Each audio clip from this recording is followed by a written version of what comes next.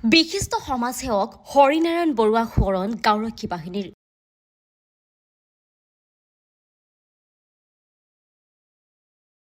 আজি তেওঁৰ ৫৫ সংখ্যক পবিত্ৰ মৃত্যু বাৰ্ষিকী।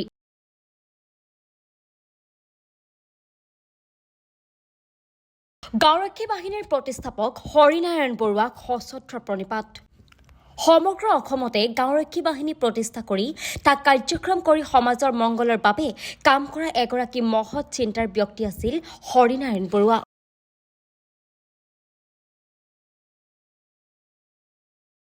২৩ আগষ্টৰ দিনটো প্ৰতি বছৰে এইগৰাকী সমাজসেৱকৰ মৃত্যুৰ দিনটোক গাঁওৰক্ষী বাহিনীয়ে সোঁৱৰণৰ দিন হিচাপে উদযাপন কৰি আহিছে।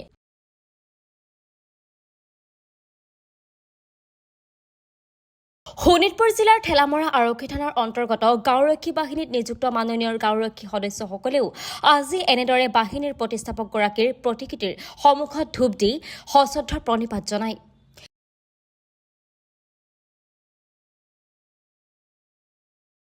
ঠেলামৰা আৰক্ষী থানাৰ চৌহদতে গাঁওৰক্ষী বাহিনীৰ সদস্য, বিষয়ববীয়া আৰু আৰক্ষীৰ লোকসকলৰ উপস্থিতিত হৰিনাৰায়ণ বৰুৱা দেৱৰ ৫৫ সংখ্যক সোঁৱৰণ দিৱসটো পালন কৰা হয়।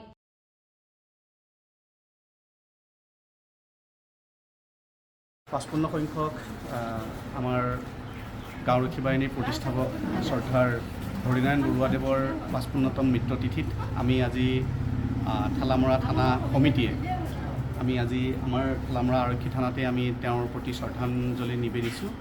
আৰু আজি আমাৰ বিশেষ কাৰ্যসূচী নাই। আজি আমাৰ শ্ৰদ্ধাৰ হৰিনাৰায়ণ বৰুৱাদেৱৰ প্ৰতিকৃতিত আমি মাল্যাৰ্পণ কৰি শ্ৰদ্ধাঞ্জলি জ্ঞাপন কৰিছোঁ। আৰু ইয়াৰ পিছতে আমি কিছু আমাৰ সামাজিক যি সমস্যা আছে সেই সামাজিক সমস্যাৰ ওপৰত আমি গাঁওৰক্ষী বাহিনীৰ লগত আমি আলোচনাত মিলিত হ'ম। আৰু এইখিনিয়ে আজিৰ কাৰ্যসূচী আছে।